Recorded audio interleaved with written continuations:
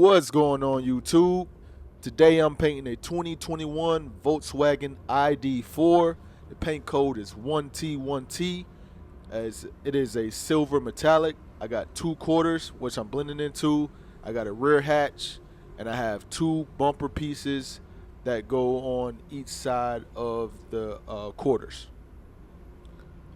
Alright, so thank y'all for coming in and tuning in.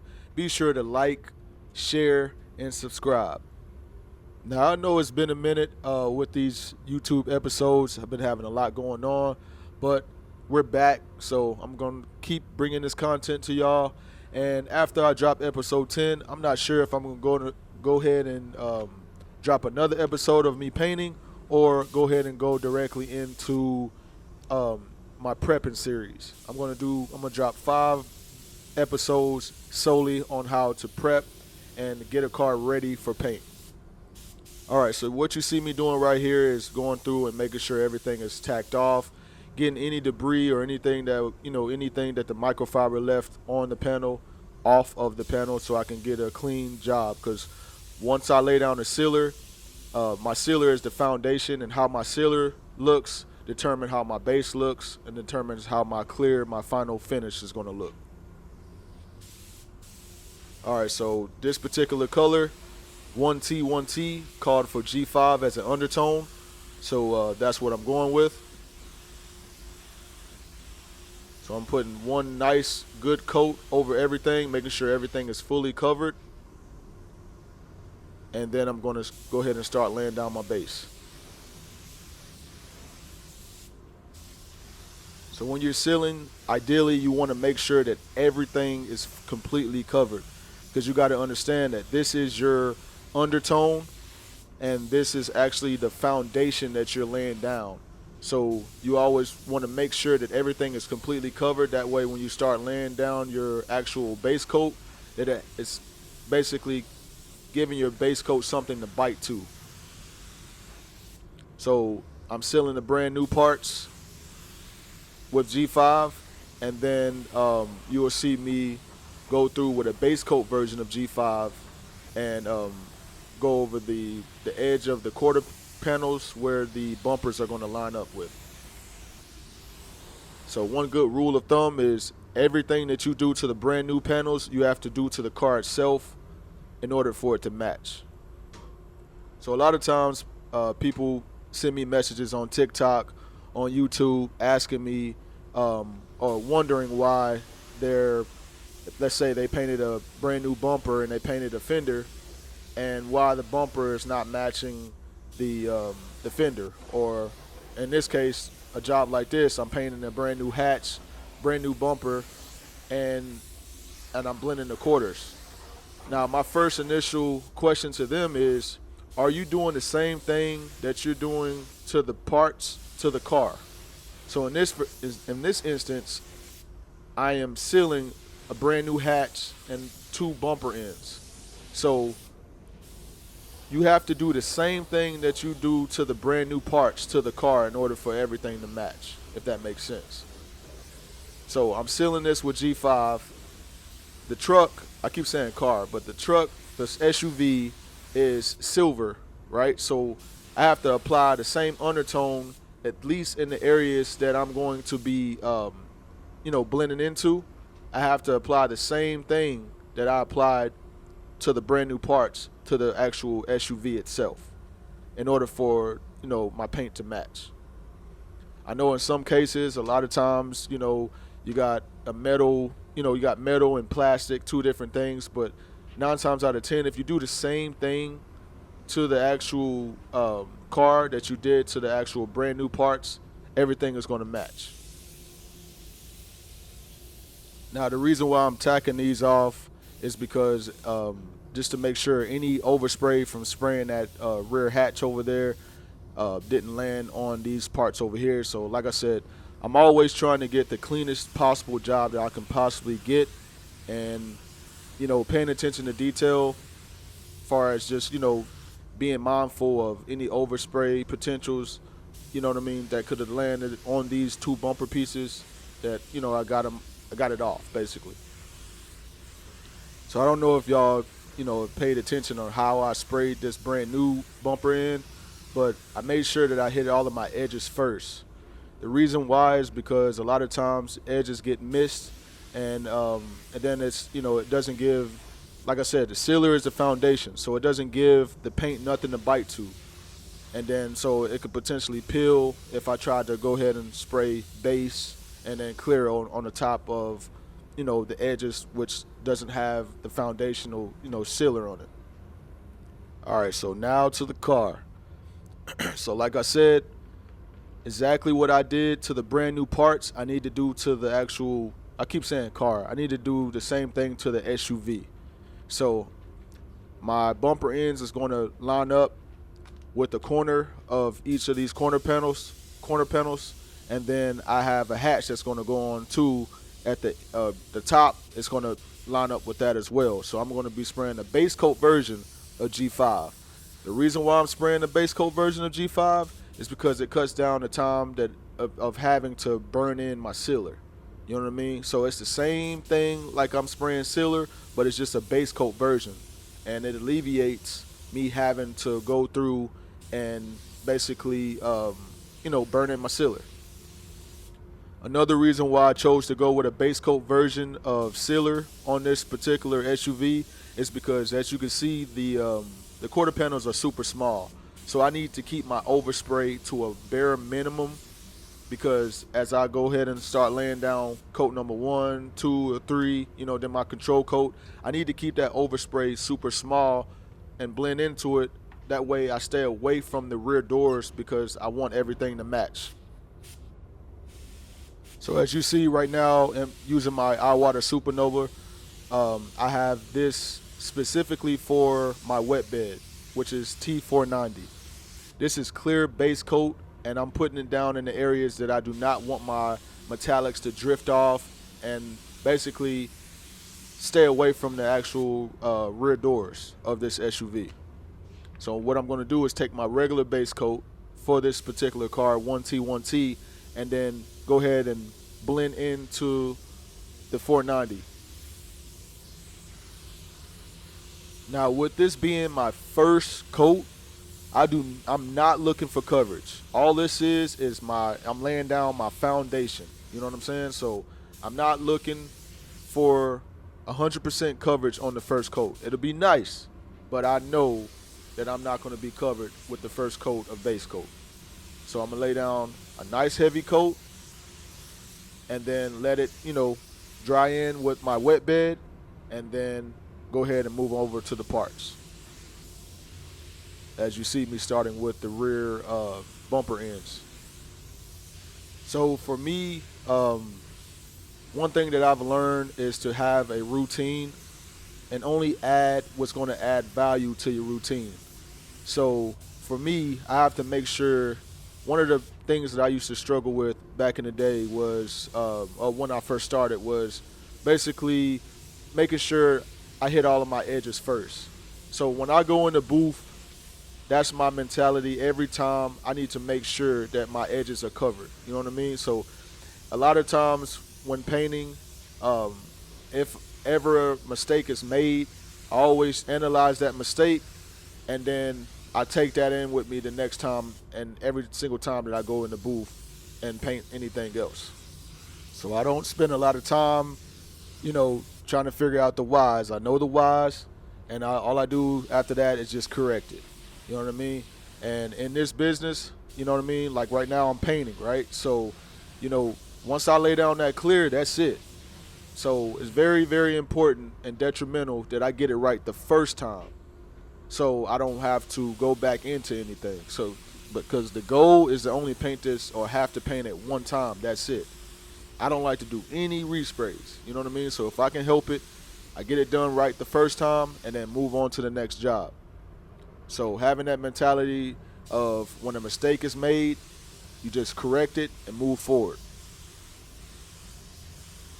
So now, being that my edges used to be something that I used to miss back in the day, and it wasn't a lot. It used to be sometimes when maybe like I painted a lot of things in the booth at the same time, and then one edge got missed. So now my mentality is to go in the booth and I'm looking at whatever I'm spraying and I'm like, okay, got to make sure I hit those edges. You know what I mean? Because it's nothing like, you know what I mean, having a complete paint job and having everything come out nice and clean, and then, you know what I mean, it gets reassembled, and then you look at, you know, maybe one angle or another angle, like on the edges or something, and be like, dang, man, there's no paint right there. So this is an automatic respray. You know what I mean? And the whole goal of a painter is to get it right the first time and, you know, not have to do anything, you know, get back into anything. You want to do it right the first time. So in order to do that, got to have a routine. And only add what's going to add value to your routine, or what's going to strengthen, you know, your routine. Now, from the factory, a lot of times the inside of these hatches are not covered. I always like to make sure that I have at least 2 full heavy coats, and then I'll check with my light. I don't want anything to be transparent, especially on a silver car, you know what I mean, a silver truck. You know what I mean? Because a lot of times, you know, a lot of the edges or even under where the hatch, the latch goes, that could be seen when you open up the hatch. So I want everything to be covered. That way, you know, this customer, when they open up the hatch, they don't see any transparency. So I usually do 2 full heavy coats, check with my coverage, or check my coverage with my light, and then, you know, proceed in certain areas that need a little bit more paint. You know what I mean? And then I just keep it moving.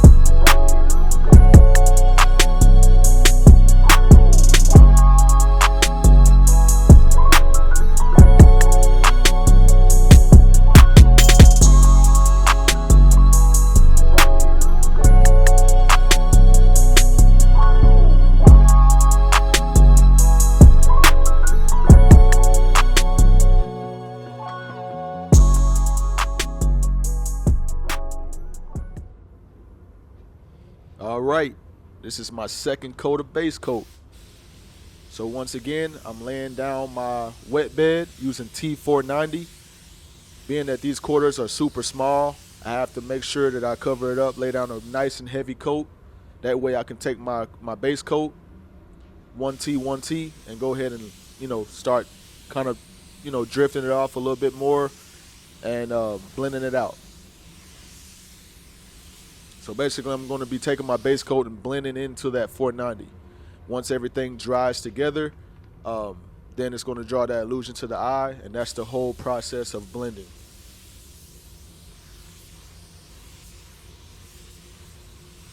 So it's very important to make sure that you choose the correct variant before getting too far into spraying.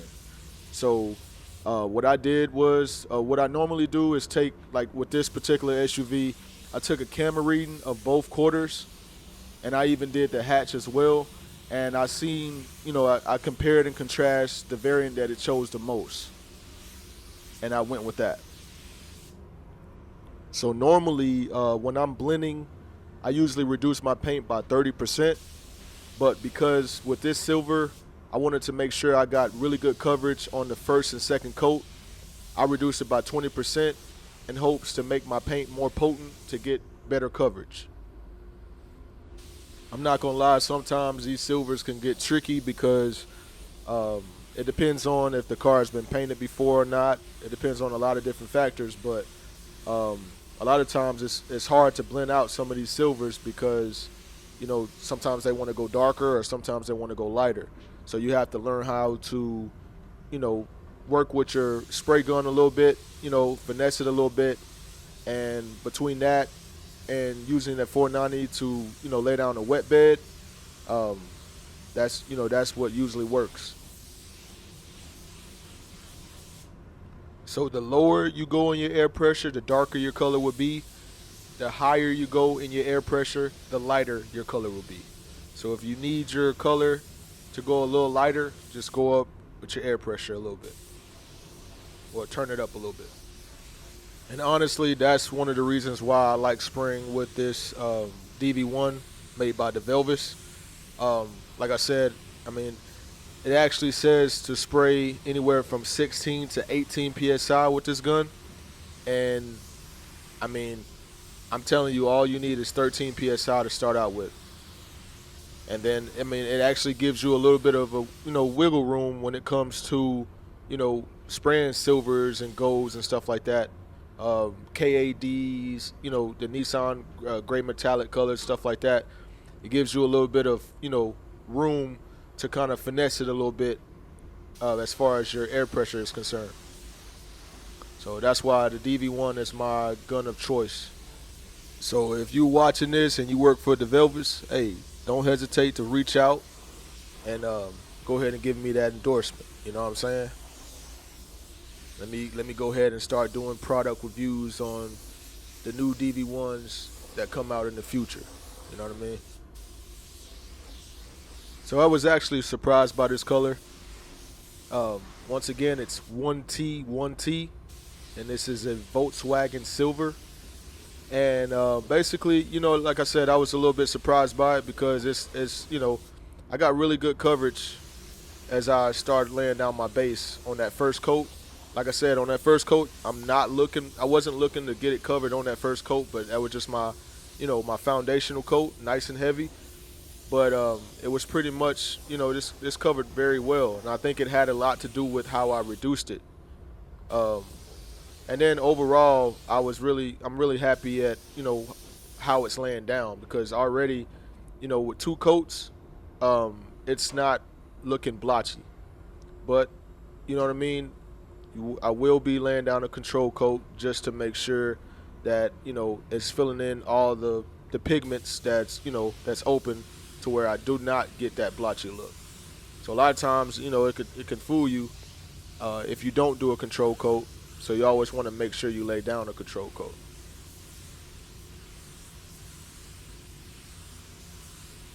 And as I've been spraying, just want to make sure I point that out. Another thing that helps with the blotchiness and the tiger stripes is how you lay down your first and your second coat. You always want to make sure that you're spraying with the same consistency. You know what I mean? So you don't want it to be too heavy, on one overlap than the other one. You want to make sure that you're spraying with the same consistency throughout every panel that you're spraying. So then when you lay out your control coat, all your metallics lay out nice and even. So never be afraid to angle your gun however you need to angle it to hit certain corners and crevices. That way you don't get any imperfections or runs in your base coat. Because for me, I do not like sanding my base coat whatsoever. I don't like sanding in the booth at all. So if I can help it, I like to just keep the same consistency to alleviate having to, get any imperfections in my base to cause me to have to sand my base coat. All right, so using my snap-on light, what I am doing is checking my coverage. making sure there's nothing that looks transparent. I think there's a spot over here, a little bit under that quarter panel, that I need to blow a little bit more color on. But like I said, I'm just basically checking for coverage, checking my coverage, making sure that everything is covered. And right after this, I'm about to go ahead and lay down a control coat.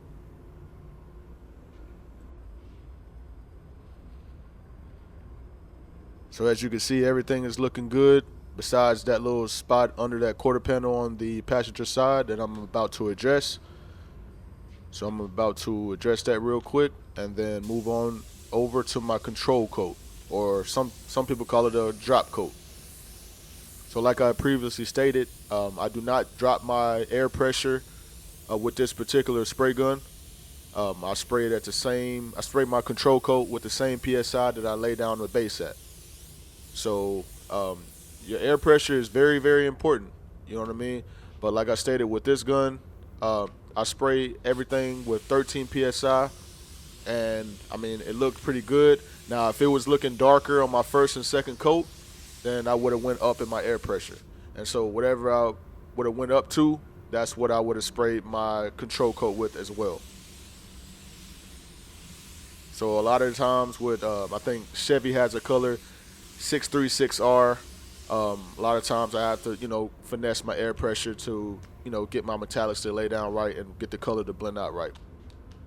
So I laid down that heavy coat of 490, which is my wet bed, and that is solely for me not to have any sand piling as I'm laying down this control coat, or some call it a drop coat, whatever you want to call it, drop coat or control coat. But I laid that 490 down just so it wouldn't be a dry area where my metallics are just landing and piling up in the same spot.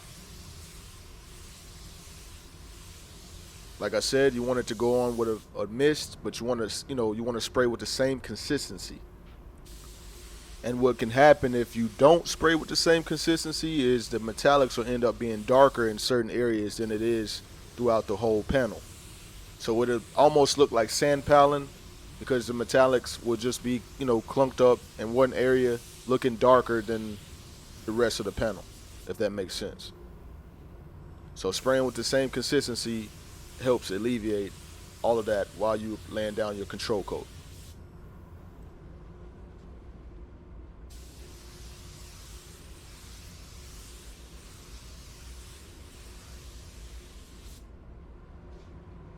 Stated before, I'm very, very just thorough. At least I try to be very, very thorough before I lay down my clear coat. So you see me checking again in certain areas that I know for a fact that sometimes can get missed. So all that is just a little bit of added reassurance for myself. You know what I'm saying? Because once you lay that clear coat down, there ain't nothing you can do.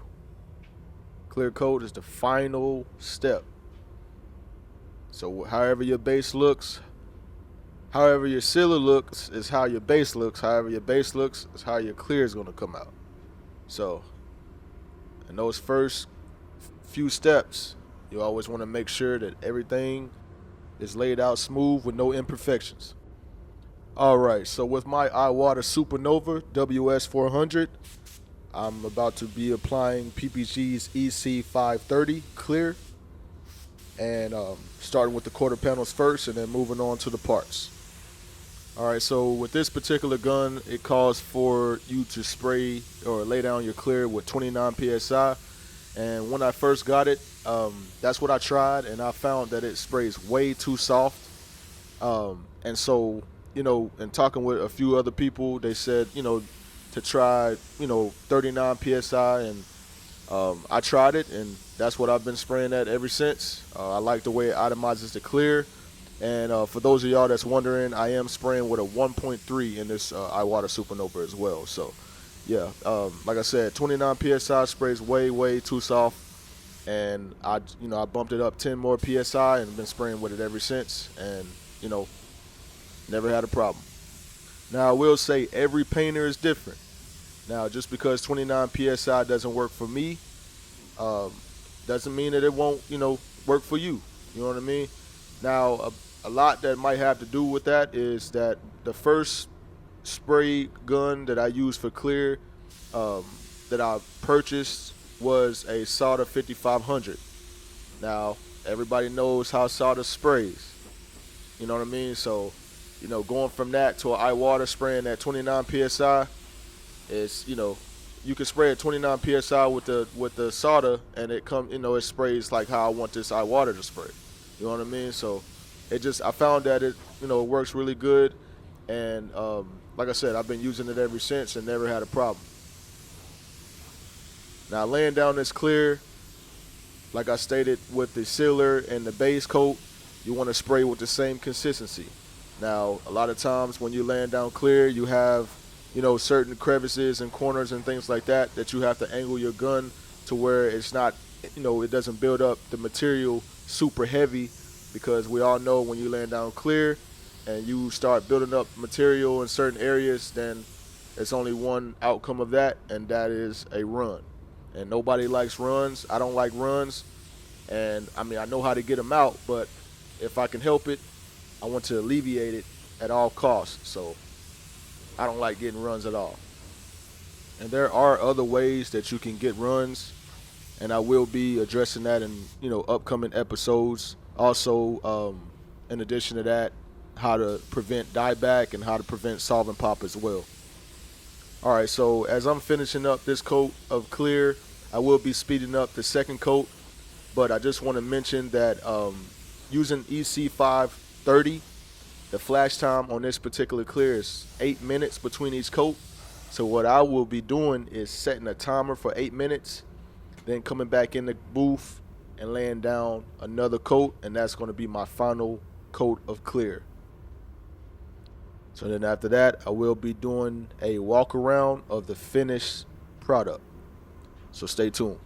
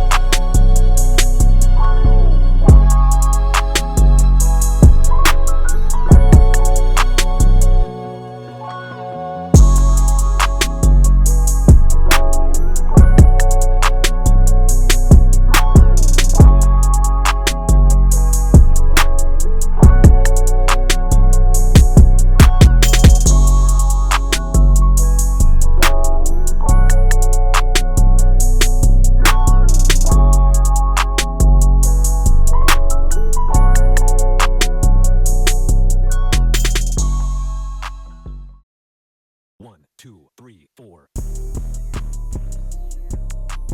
All right, so this is the final walkthrough of this Volkswagen ID.4. Once again, this particular silver was 1T, 1T. Be sure to subscribe, like the episode, and share it.